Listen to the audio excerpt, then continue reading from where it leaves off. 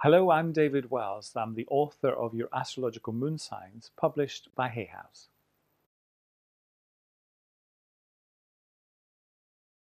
A moon sign is simply where the moon is when you were born.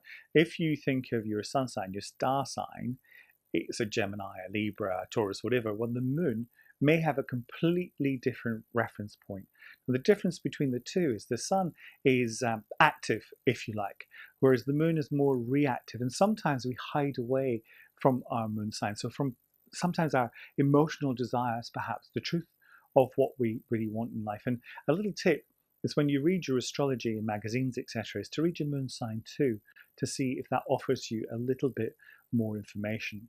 So your moon really is about family, it's about your emotional self, it's about nurturing, it's about the root of who you are, really. It's possibly the truth, the inner truth of who you are.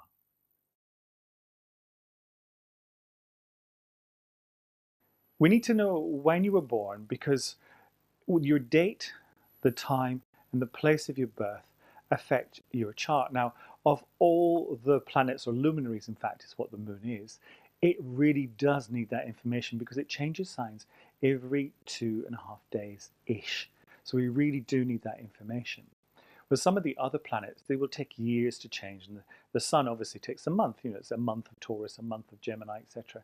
So we need to know the time, date, and place because that gives us the starting point for your moon sign. The time is even more crucial. Well, it's crucial in astrology generally, but more so, I think, with the moon than any other planet or luminary.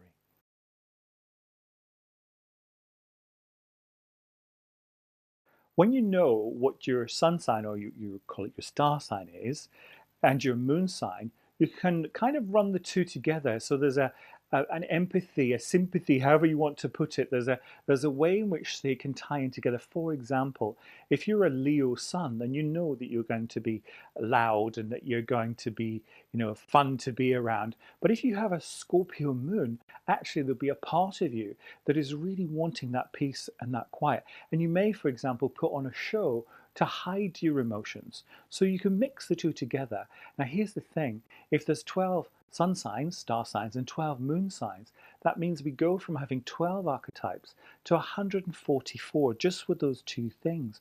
Just those two things, 144. So you see how you need to know a little bit more information before you start thinking about all the other planets and the thousands and thousands of ways in which your chart can express the absolute perfection of the personality, soul, and the spiritual self that you are.